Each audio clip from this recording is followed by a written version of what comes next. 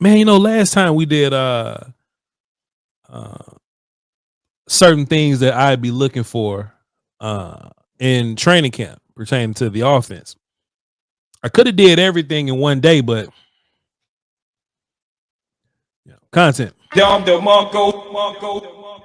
content. You know what I mean? So I did have the day and I did have on the offensive side. We're gonna talk about defense today, Um I'm gonna be in Oxnard the 21st through the 29th. I'm gonna get 2 padded practices in, I believe, 2 or 3. And we'll be around kind of seeing them through the shells and the shorts or whatnot. You can still get a lot of information in shells and shorts. Padded practice is gonna really matter a lot for the trenches and all that. But at the end of the day, it's all it all is what it is at the end of the day. But I got certain observations that I'm looking for. If you want to see my offensive top 5, then y'all can go and check out my offensive top 5 video. It should be the last thing I did. That was last Wednesday when I did it. But today I wanted to take a look at the defense, the defensive 5 things that I'm looking for. Because I think these things are important. And it's not just going to be some easy stuff like, will Michael Parsons have his money? I think that's too easy. It won't be will Deron Bland catch interceptions? I think there are some deeper storylines that we need to keep eyes on as Cowboy fans. And I'm going to have my Ray-Ban Meta camera glasses on, getting all the film and, developing everything with my eyes, with my glasses on. So I just wanted to give y'all the heads up on what I'm looking for. Of course, you can go in the comments and tell me what you're going to be looking for, but I just got a certain amount of things that's on my mind. All right. And I guess we'll just start here. All these are really great, by the way. I mean, how about this? I want to know Maris Luafau's placement within the defense. Of course, with new administration, new sponsors, new benefactors and beneficiaries. Maris Luafau, he was a part of the Zimmer administration, right? Now, all of these guys, to a degree, all kind of belong to the Jones administration, right? Like this scouting department, Jerry and Steven and them, they all kind of draft these guys along with the coaches, right? So it's not just the coaches drafting these guys by themselves. So Maris still has sponsors in his room. But the difference was last year, Mike Zimmer was like, damn, boy, Maris is so smart. I'm going to have Maris do X, Y, Z. I think he could be the green dot guy. Bam, bam, bam, bam, bam, bam. And that's okay. Even though Maris is still a Jones's Cowboys scouting department guy, regardless of the coaching change, Eberflus is here now. Eberflus immediately says, this is the defense that we're running. Sanborn, back in Chicago, where I was last coaching, he has the black belt in this stuff. He's the whisperer of this defense. He has experience in it. I think he'll do well here. Sanborn has a sponsor in the damn defensive coach that calls the shot on who's going to be on the field or not. Damone Clark is 5 coaches away or something like that. He's like 4 or 5 coaches away from having a sponsor. I think it's going to be closing in on him real fast. Now, even though, Lil Fow's a little different, but it's all new to these guys. So Kenneth Murray, who's administration guy, traded for him, honestly. And Sanborn is a part of the Chicago Bears administration with Eberflus, right? So if you're Maris Luafau, that's a couple of ways to look at you. Mind you, in this whole linebacker conversation, let me just be clear here. Everybody's sitting back, crossing their fingers, waiting on Overshown to come back. And waiting on Overshown to come back healthy. So there's another kind of kick in this thing. You know what I'm saying? Then you got the pass rushers that are probably going to be taking linebacker reps. There's going to be a lot of movement at the linebacker position, right? Or just standing up off the ball positions, right? So Luafau played some Sam linebacker for you last year. Not a whole bunch, but he played some Sam. Coach Zimmer was looking at him as if he could be a green dot Mike guy. Sure. Luafau in college in real life was a bona fide will type guy. He was a a hybrid safety will linebacker type guy. And he's not that far removed from his Notre Dame film, right? So looking where Leofau goes, first of all, we see what he's looking like. Does he look drastically different than he did last year? But once we hunker down on where he's and he could be a guy that lines up everywhere, but once we hunker down on where he's going to be lined up at, then you can kind of musical chairs the rest of it, right? If Leofau is going to be at will, then you go, all right, Leofau is going to be competing or rotating with Sanborn, right? If he's at Mike, then you feel like Leofau is just going to be sitting behind Kenneth Murray. If Leofau is a Sam, one that tells you, okay, Eberflus is planning on using some Sam linebacker in this situation. But for the most part, if we are using Sam, then Leofau will be that first guy out. I think he can play all those positions. It just depends on where the other guys have him and where the coaches have him, you know. And honestly, I think these year two jumps matter. I think these year two jumps are very important. And this is Maris Leofau's second year. To be fair, if I can keep it a buck for a second, Leofau being a young guy will keep him in this system here long enough to where no matter what happens, even if the dominoes get washed, he'll still kind of be around. What you mean by that, Voch? Kenneth Murray and Sanborn are older. I don't anticipate them being a part of any future conversations. So next year, when they may be gone or brought back on some friendly deal or not, we know Leofau is going to be here an additional 2 more years after next year. Last year was his first year. This is his second year. Then 2 more years after that. We know Leofau is going to be here regardless for cheap.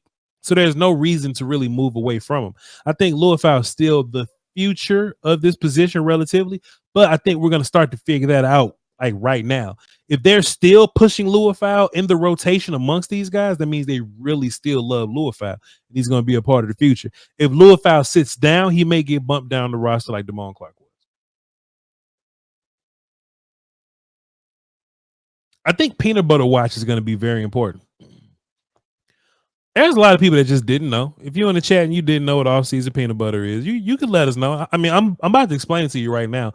I'm just curious about how many people are new here and haven't heard me explain the off-season peanut butter. It was a joke that I made years ago. Long time ago when I first started doing this YouTube thing. Y'all can sub, by the way. I'm trying to get to 100 if y'all don't mind. I appreciate y'all. Y'all ain't got to hit the like. Just sub.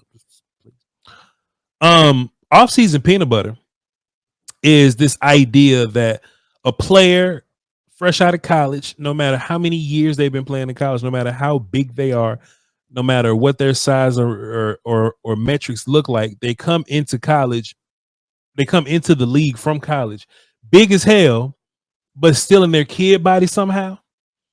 But the NFL in one offseason, not the offseason that they got drafted in, but they get drafted, they play a rookie year, they get an offseason, and then that second year, their bodies come back totally transformed. They may weigh the same. Sometimes these guys even weigh less, but they come back humongous as hell. They cut the baby fat out, the unnecessary fat, and they put muscle on them, and people necks start to go away because they're so big and they're strong. And I go, damn, they must be on some magical off-season peanut butter, how they could just show up 1 month and 3 or 4 months later, they're just humongous. Tyler Smith, one time, people was looking at him like, hey, man, Tyler Smith look kind of small. And just that small time between Tyler Smith post-draft and Tyler Smith in training camp, Tyler Smith like gained a little bit of weight in just that small amount of time. People go, okay, well, cool. Tyler Smith is massive. But then Tyler Smith from his rookie campaign in college, his rookie campaign in training camp to his year 2 to his year 3, Tyler Smith is ridiculously humongous now. He's ridiculously humongous now, right? So that's off-season peanut butter. So I have this thing called Peanut Butter Watch to where when we're in the midst of the off-season and I just want to see who the hell got bigger. Marshawn Nealon is his second year. He's a second-round pick. We're expecting a sophomore-type leap out of him. I need him to be better. We all need him to be better. You know what I'm saying? And all eyes are going to be on him. And that's going to start with him being bigger or him being in his man body or his off-season peanut butter body. Mozzie just need to get to 320. I don't even know if he's going to get there. But all this Mozzie losing weight to possibly play 3 tech to have more burst and to get upfield and all that. I just it made me sick when you draft Mozzie to come play 1 tech A gap guy for you, and then Mozzie ends up playing at 305 pounds, 295 pounds as a B gap guy. You at least project him to be a B gap guy, and they just throw him in A gap anyway at 305 or 308 pounds. It was nauseating having to deal with that and cover that. So Mozzie, I know, and Peanut Butter Watch is usually reserved for the rookies going into their next year, their sophomore campaign. What is it, Mozzie? What? Chat, what is it? Mozzie third year, son? Chat, what is it? Mozzie third year. I'm hoping that we can get some positive effects from Mozzie's second year of full off-season peanut butter. I would hope that we get some positive effects from that. In my mind, I would hope so, because Mozzie needs it. Mozzie needs it. And if not, Jay Toia. The funny thing about Jay Toia is he don't need the peanut butter right now, because he's 340. He's big as hell right now. He don't really need the peanut butter. Let me tell you something about Jay Toia. Jay Toia gonna get the peanut butter anyway, and we're gonna be befuddled by how he lost 10 pounds but still come back bigger as hell. We're gonna be befuddled. He's gonna be twice his size, 10 pounds lighter next year. Toia. It's crazy. But that's that though. And of course there's other peanut butter watches we could be looking for. We could be looking for Kalen Carson, if he's put some muscle on, you know what I mean? Like he was a bit of a slimmer guy. We just talked about Louisville. Can he add some muscle to his frame? Because Kenny Murray swole as hell. Kenny Murray big. Kenny Murray, you know what I'm saying? So it's big guys in that room already. I just want to see if Louisville, Kalen Carson, Marshawn, that whole draft class really. Overshown's already huge. Have y'all seen Overshown? I guess that's his advantage, because he ain't really running around. He just kind of like lifting. You know what I mean? Well, he's running around now, but when you're recovering ACL, you can't run like everybody else run. You'll run later, but you can't cut and all that. Overshown just been lifting and getting big. You know what I'm saying? And he's swole as hell. I just kind of want everybody else to be on that offseason peanut butter type plan. All right. I would talk about Tyler Guyton, but I talked about him on the offensive segments. Y'all can go tap in with that and see what the business is. I think Brevis Spanford is another guy, but those are offensive guys. We ain't really talking about those guys, but as far as defensive dudes on Peanut Butter Watch, it'll be really good to see those guys get a little bigger, and kind of fill into their man body and their NFL body, so to speak. You know what I mean? But that's where we at with that though. Something I think is going to be interesting about this pass rush conversation is I think we all walk in with a preconceived order. Maybe. I think most of us, and look, I'm not including Michael Parsons, right? Because he's the one guy. He's the superstar. He's going to be here. I'm really curious. I know a lot of you, if I told you guys to rank Donovan, Sam, Dante Fowler, Marshawn Nealon as pass rushers, right? I would imagine, and y'all can put in the comments, I would imagine most of you guys would rank those guys as Dante Fowler first, because he's a double-digit sack guy in the league. I'm quite positive Donovan should be your second guy. He should be no lower than third. Sam should be your third guy, but he should be no higher than second. If anything, people they'll switch Sam and Donovan, because Donovan hadn't played a game yet, but in real life, Donovan should be a better pass rusher than Sam. But I can understand it. Dante should be number one. There should be 2 or 3 at spot 2 or 3, Donovan Ezeraku or Sam Williams. At the 4th spot, Marshawn Nealon should be your fourth idea of which of those guys will be the best pass rush, because Marshawn Nealon like a rundown guy, and he was very raw, and he had to develop his pass rush skills, right? I would really like it if Marshawn Nealon developed his pass rush skills. I want those other guys to develop their run stopping. I want Marshawn to develop his pass rushing skills, right? With that being said, with those 4 guys, would it be shocking? Would it be a surprise if the order going into regular season game 1 is different than your order that you have now, right? My order is Dante, Donovan, Sam, Marshawn. I wonder if going into this, and this is what we're looking at in training camp, right?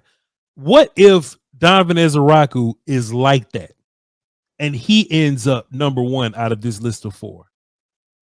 Sam Williams could have a resurgence. Like he's really just been waiting on an opportunity and a chance to heal his knee. He's healed up. He gets an opportunity to be a pass rusher. What if Sam Williams is the number 1 guy on this list of 4? What if Marshawn Nealon develops in the way that he takes a year 2 jump? We all knew that Marshawn Nealon was big and strong as hell, very explosive for his size. He just didn't know how to pass rush necessarily. What if Marshawn Nealon rolled out the bed and just it clicked and he knew how to pass rush, or he's been working with a pass rush specialist and he developed his pass rush skills. So now he's going into year 2 with some brand new pass. Like, what if Marshawn Nealon's the second best pass rusher on this team after Michael Parsons? That's really what I'm going to be looking for. So when I'm looking at these offensive versus defensive pass rush segments, or we're looking at these competition periods, Shotty's preaching competition. So I imagine when we get to Oxnard, it's Oxnard, but Jerry Jones calls it Oxnard. I imagine when we get to Oxnard, there may be some competition periods that we can look at and judge something from. I just want to keep eyes on Donovan Ezaraku, Sam Williams, Dante Fowler, and Marshawn Nealon. Maybe not to a point to where I'm tracking every pass rush snap that they do, but I at least want to keep an eye on those guys to just track the progress. Do those guys move up and down my list or anything like that? I might even power rank them as pass rushers, right? I might even power rank them. Just have a list and I'll just rank those guys every 2 practices or so. Just move guys up and down that list of who's having better pass rush days or whatever. I might do that. I got Osa taking the next step written down, but I feel like everybody feels that way. I feel like you don't need me to come out and tell you that or explain that to you or why it's important for Osa to take the next step. Osa got his money now. All right. I just really want Osa to come out and just be like, for example, what's my man in Baltimore that just got paid, the defensive tackle? Baltimore Ravens defensive tackle Justin Madubuike. Thank you, Google. Justin Madubuike just got paid, ladies and gentlemen. He just recently got paid. Justin Madubuike. Justin Madubuike just got paid. He's 27 years old. He's been in the league for a little bit now. Well, pardon me. His name is Nnamdi Madubuike because everybody changed their damn name after you draft him. But he was drafted in 2020 or whatever, right? But the thing about these guys is like they develop over time. You know what I'm saying? Like they just get better over the years. So Justin Madubuike, in the year 2020, he had 1 sack. 2021, 2 sacks.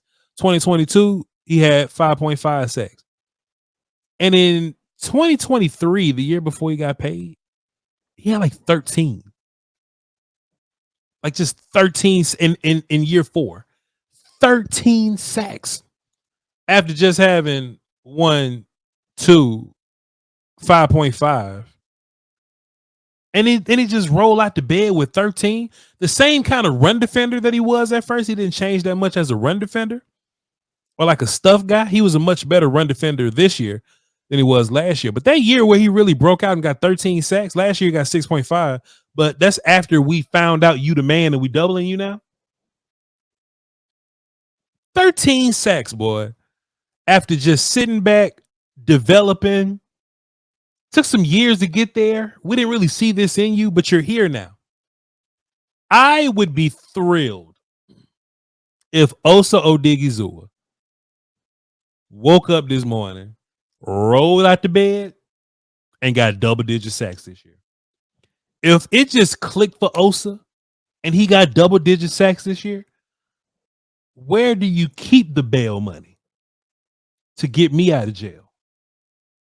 That's what I mean when I want Osa to step up. We look at Osa and we, as Cowboy fans, we may overrate him a little bit. I don't know. That's just me putting the Kool-Aid down for a second. Maybe we overrate Osa a little bit. I'm like, hey man, like, dog, we keep calling Osa one of the better defensive tackles in the league. He keeps ranking highly as a pressure guy, but I'm looking for Osa to like take over and tear it up. You know what I'm saying?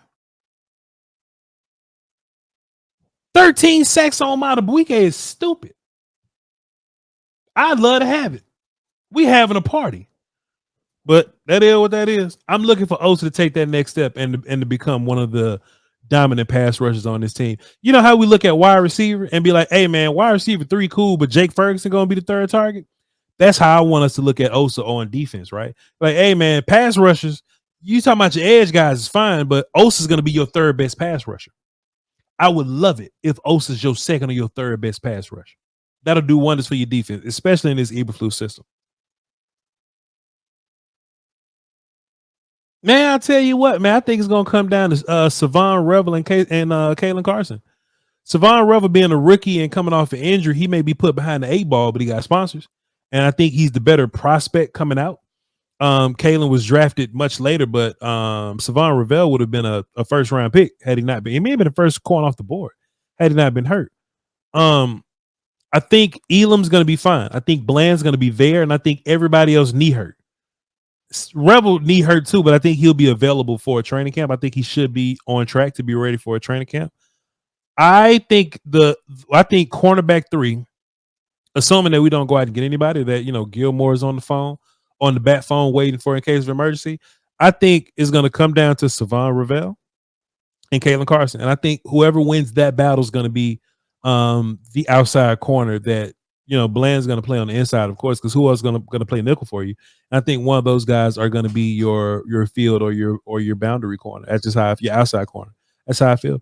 And it just depends on if Revel's healthy or not. If Revel's not healthy, it'll go to Kalen Carson, or we're in case of emergency and maybe Kalen doesn't look good. We got to call Gilly or something like that.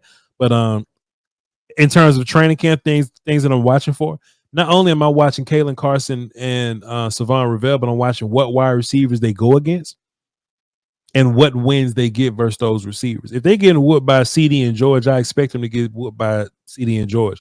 But if we talking about those guys starting, I want those dudes to beat the hell out of Tolbert, out of Mingo. You know what I'm saying? Or at least be feisty and competitive with those guys. I want you dealing with them guys. You know what I mean? But that's just that. Hey man, ladies and gentlemen, appreciate y'all. You know what I'm saying? Tap into the Bleach Report, and you know what I mean. The Bleach Report gonna take a little break while we're doing camp stuff. There will be no Bleach Report lives. We're gonna figure this thing out when we come back. I love y'all 2 pieces. You know what I'm saying? Y'all already know. Y'all be sure to follow. I'm trying to get to 100. Love you to pieces. And yeah, I'll catch y'all next time. Y'all hold it down. Until then, all right. Salute.